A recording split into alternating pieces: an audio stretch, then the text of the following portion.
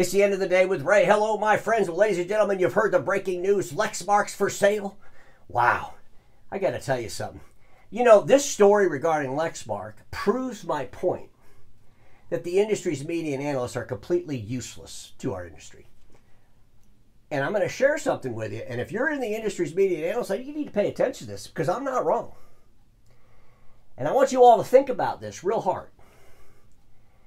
Back when Bloomberg put out an article regarding RICO getting out of print. Y'all remember that? Well, it was yesterday's episode, in case anybody forgot. Go back and watch it.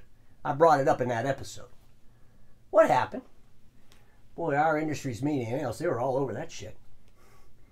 Frankly speaking, Bloomberg doesn't know what they're talking about. I can't believe they said this. But yet, Bloomberg publishes an article about Lexmark. Ladies and gentlemen, let me just pull it up. Where the hell's the talk about the banning of Lexmark's owners, Ninestar? It's not even in the article. You think the industry's media analysts would be outraged by that. That's not the truth. You need to tell the truth, Bloomberg. Tell the truth of why this thing's even for sale. You're acting like they're just trying to sell a company. I mean, what the hell? No mention of DHS ban? Or the UFLPA having to do with Lexmark? No mention of it in this article? Instead, what does it talk about? It talks about how Lexmark is governed by an independent board of directors and American executives. Holy, it's just the same old horseshit we've been hearing since June of 2023. Below the line in the middle of the Sharp Interactive board, I want to share with you all a slide that came out of another presentation I did when I talked about how in 2022, Ninestar got even more equity than they had when they bought the company in 2016. And folks, right now, Ninestar owns over 63% of the equity in Lexmark. Lexmark is not some fantasy company out there that's governed by an independent board and Americans in Kentucky. The majority of the equity, 63%, is owned by Ninestar, a PRC that got banned by the Department of Homeland Security over the Uyghur Forced Labor Prevention Act. It's not made up stuff. It's real. And I know a lot of our industry's media and analysts, they don't know where to find stuff. They don't know how to use the internet. I mean, holy smokes. Maybe AI could help you all. But where's the outrage? Where's the outrage in the misinformation in the Bloomberg article or the missing information? Ladies and gentlemen, go to the Department of Homeland Security's website. It's not made up. They actually did ban Ninestar and all 8 of these subsidiaries. And you could all argue the fact that Lexmark wasn't one of the ones who got banned, Ray. Why are you so mean to Lexmark? They didn't get banned. No, but they're the largest subsidiary of Ninestar. And I truly believe that if you cut the head off, the head would be Lexmark. And if you could choke Lexmark out, if we could force Lexmark out of the free world, well, Ninestar would collapse. And then, of course, that would be a good thing for freedom-loving people, because that means Ninestar wouldn't be able to use slave labor in their manufacturing process because they would have none. They would be gone. You know, ladies and gentlemen, somebody asked me a while back, Ray, why are you so mad at Lexmark? Because I took the oath. You know, there's a couple old men in our industry that love to talk about how they've taken the oath. One in particular. I took the oath, I took the oath, I took the oath. Of course, I don't know why people talk about taking the oath if you don't want to apply the oath when things are tough. I think some people took the oath so that when they're on furlough, they can tell the girls in the bar they took the oath.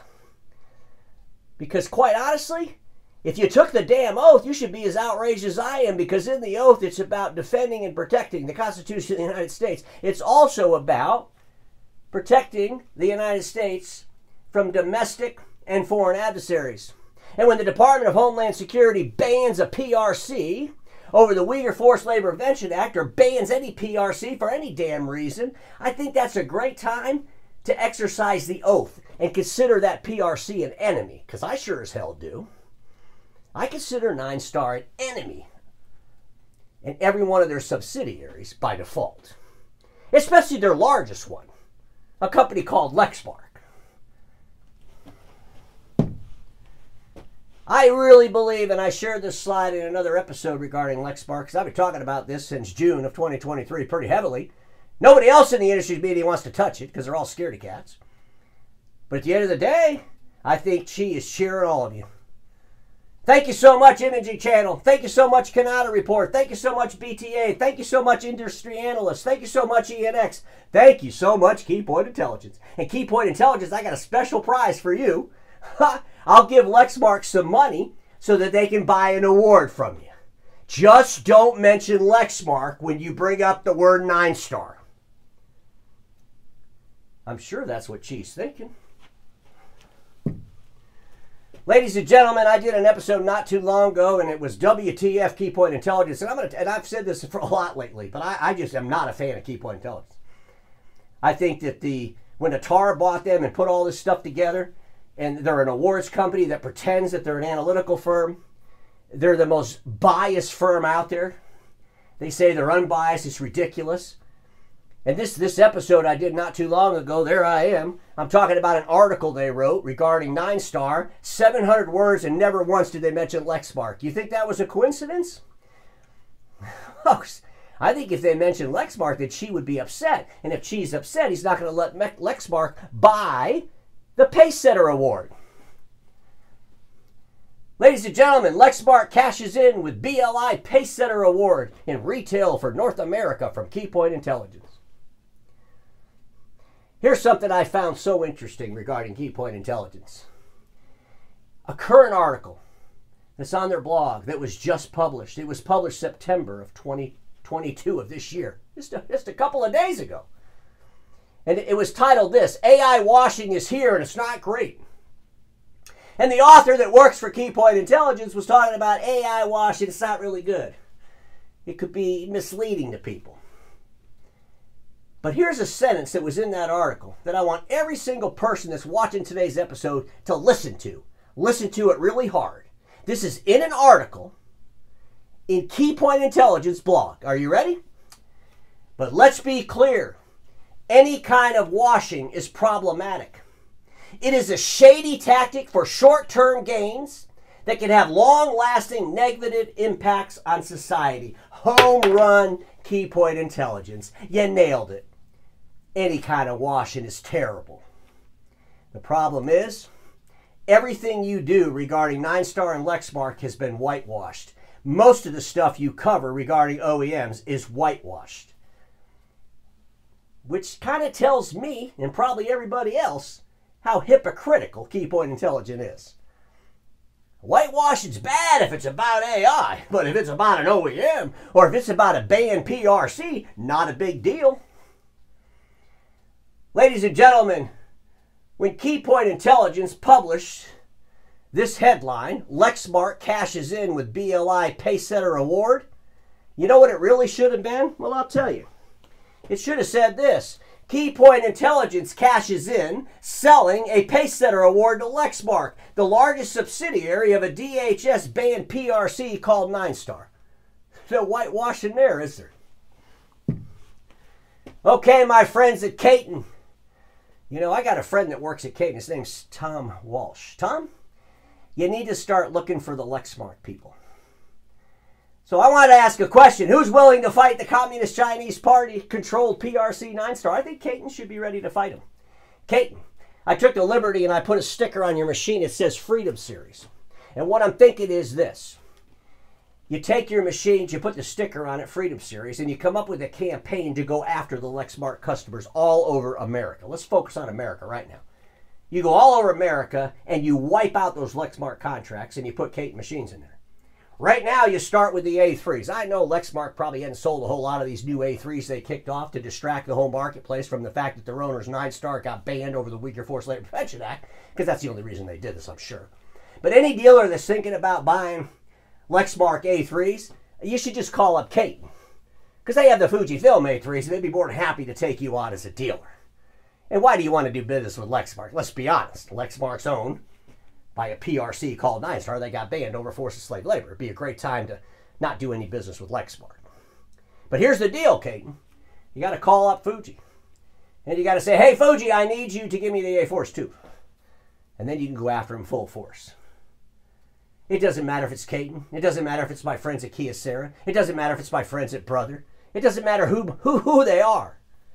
But the industry's actors can go and take away Lexmark's customers if they're willing to fight, if they're willing to have a strategy, if they're willing to look at this realistic. No one in their right mind is going to give Ninestar $2 billion to buy a company whose name is basically worthless at this point. Really, come on. So here's my plan, ladies and gentlemen. I did some research. In the United States, we got 3,243 counties and county equivalents. You know, in Louisiana, they call them parishes. In Alaska, they call them boroughs. But there's 3,243 of them. So think about it. You put a strategy together, and you are willing to invest $200,000 in every one of these counties. If you do that, it totals $648.6 million. But think about what you could do with $200,000 at every county. Maybe you have a dealer partner. Maybe you have a direct operation. And you go into those counties and you educate the county commissioners and all the councilmen in the cities of those counties. And you go into those counties and you try to tell the people that have Lexmark contracts the story behind Lexmark and who their real owners are. And you ask those county commissioners, do you really want to do business with the largest subsidiary of a PRC company that got banned over forced enslaved labor? $200,000 per county is a lot of money. Think about the states. We got 50 states. If you gave $1.2 million to each state and you hired a lobbyist to go into those states' legislators every time they have a meeting and beat on them about the relationship that Lexmark has with Ninestar, talk to them about China tech threats. Ask them, you're all so worried about TikTok. How come this state just did a contract with Lexmark and you're scanning to the Lexmark cloud? Have you read the Lexmark data transfer policy yet? Think about what you could do. You could go out and hire a law firm, $500,000, say, look at every single Lexmark contract and tell me how these contracts can be broken based on Lexmark's owner's Ninestar being banned by the Department of Homeland Security over the Uyghur Forced Labor Prevention Act. Ladies and gentlemen, if you did all what I just said, it's $709 million. And quite honestly, I don't think you'd have to spend that much. But you could strategically look around the country and you could find a really good contract that's only got a little bit of time left on it. And you could invest heavily to take that contract away and educate those legislators, those councilmen, those mayors on the real story behind Lexmark. Maybe you show up with some pictures, some video. Maybe you get some witnesses. You talk to these legislators about organ harvesting and slave and forced labor, detention camps. It's graphic, isn't it? But if you want to fight and you want to win, you got to be bold. Ladies and gentlemen, I looked at the contracts. Lexmark's got them right on their website. The Omnia, the NASPO, the TIPS. Is there anything in those contracts that could allow these entities to exit from Lexmark based on what's going on between Lexmark and its owner's Ninestar? I'm just asking the question, but I guarantee you for $500,000 with a good law firm, you probably get the answers pretty quick. Let's talk about this board, because I got to tell you something. There's something going on here that's crazy. I want to ask everybody that works at Lexmark a question. Has any leader ever sent out an email saying, hey, last night at the board meeting, the board decided we're going to do this. Here's a new initiative from our board. Do the people that work at Lexmark even know who the board members are? Do the board members give a shit? Do they just give a shit that their owner's Ninestar are banned over the Uyghur Forced Labor Prevention Act? Do they even care? Because, ladies and gentlemen, I just find it really hard to believe that since June of 2023, none of these board members were so outraged that they had to come out and do a public statement. I can't believe that none of these board members quit and said, you know what, I didn't sign up for this crap. Ladies and gentlemen, I'm not going to say the board is fake, but I am going to say this. I don't think the board cares. I don't think the board governs Lexmark. And I've challenged this with the board and Lexmark over the last year and a half. But really, ladies and gentlemen, there's a board member that's 86 years old. Really?